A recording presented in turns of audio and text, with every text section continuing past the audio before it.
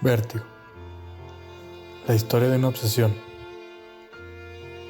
Así encontramos a Scotty, un hombre que necesita autovalidarse, tras haber provocado la muerte de un compañero de policía.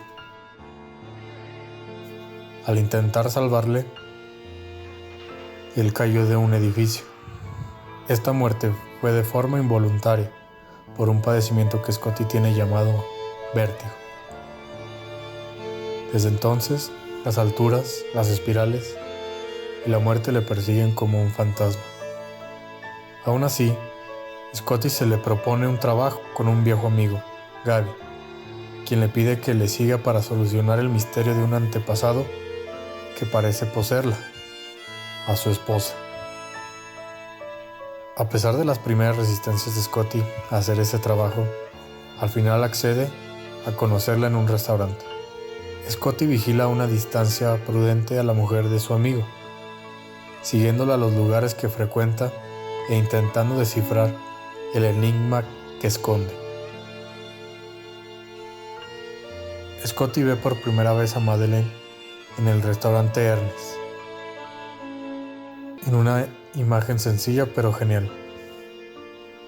La cámara nos presenta cómo se ve prácticamente, sin tiempo, con una mirada fugaz en la imaginación de Scotty, ya idealizándola como una mujer sublime.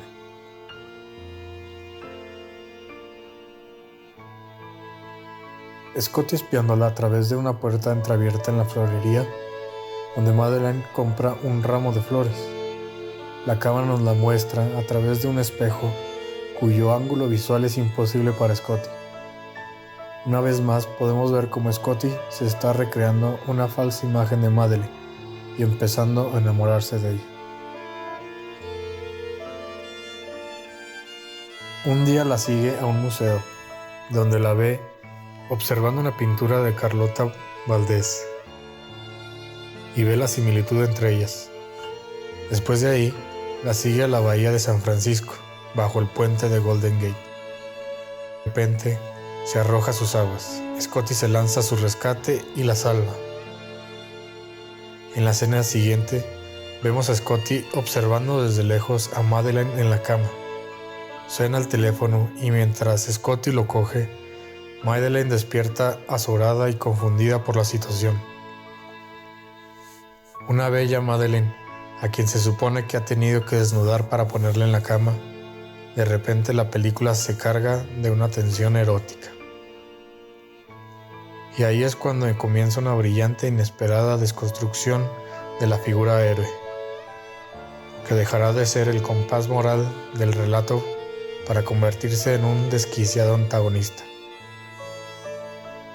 La película evolucionará hacia el enamoramiento de ambos protagonistas. Un amor corto, pero un amor muy fuerte de parte de los dos.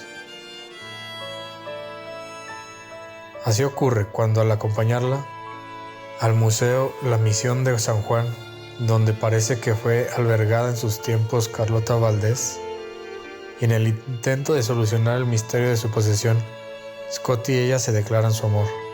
Si bien Madeleine insiste en que es tarde, demasiado tarde, luego ella logra escurrirse de él y sube a la torre del campanario.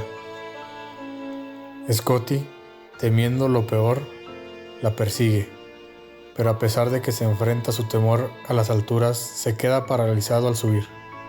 De repente oye un grito y un instante después ve el cuerpo de Madeleine cayendo por el vacío. Con la muerte de Madeleine se crea un amor ideal, porque su vida misma lleva sobre sí la sombra de la muerte inminente. Este rasgo constituye una parte esencial de su belleza fatal. Desde el principio está claro que es demasiado hermosa como para durar mucho. Por esa razón, su muerte en definitiva no entraña una pérdida de su poder de fascinación, todo lo contrario. Es su muerte, por así decirlo, la que autentica su dominio absoluto sobre el sujeto. Se observa a Scotty, presa de una profunda depresión melancólica y consolado por una desesperada Mitch, que siempre ha estado enamorado de él. Y tras salir de su habitación y hablar con el médico, se pierde por el fondo, de un largo pasadizo del hospital para ya no aparecer jamás, comprendiendo finalmente que Scotty nunca corresponderá a su amor. Más tarde, lo vemos deambular por las calles acercándose a toda mujer que tenga parecido a su Madeleine, hasta que de repente se fija una joven llamada Judy, que de alguna manera le recuerda, aunque su apariencia es un poco distinta.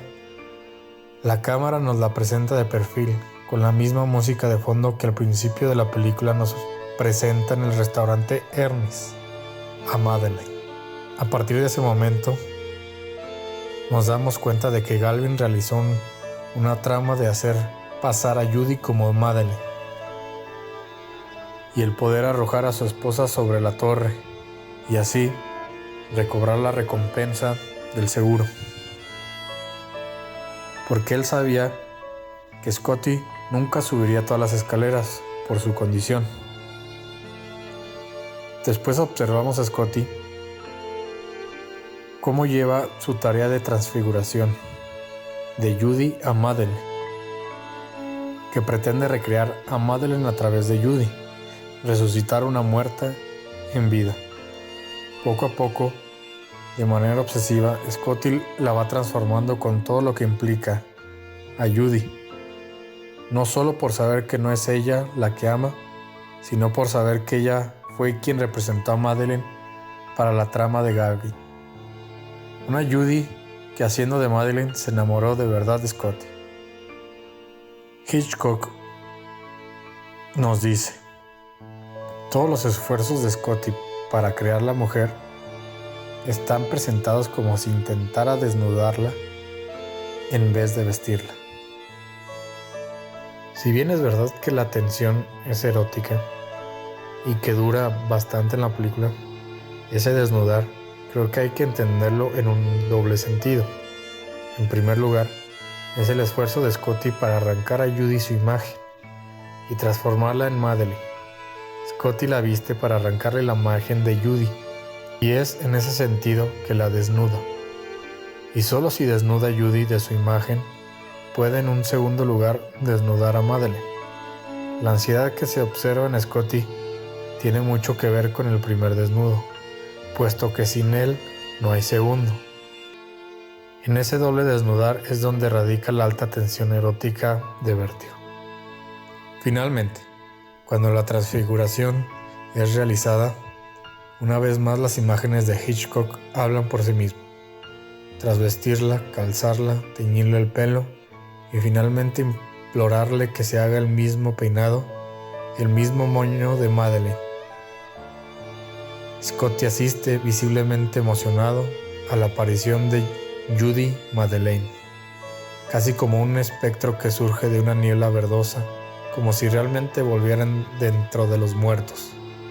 Solo entonces observamos cómo Scotty la besa apasionadamente. En el momento que Scotty descubre que Judy siempre fue Madeleine, debido a que Judy se pone el mismo collar que Carlota lleva puesto en el cuadro del museo, y que se lo había regalado Gavin junto a dinero por su complicidad en la muerte de su esposa. Al final acaba en el mismo sitio en el que Madeleine cae del campanario por primera vez.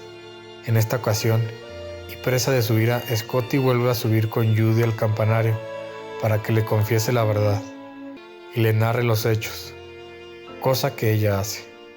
Es curioso que repita las mismas palabras que Madeleine en el primer final. Es tarde, demasiado tarde.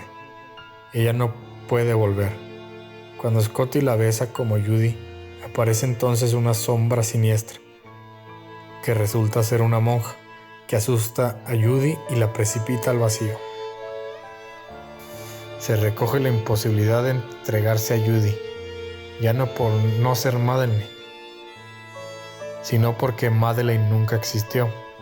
¿A qué amó finalmente Scotty?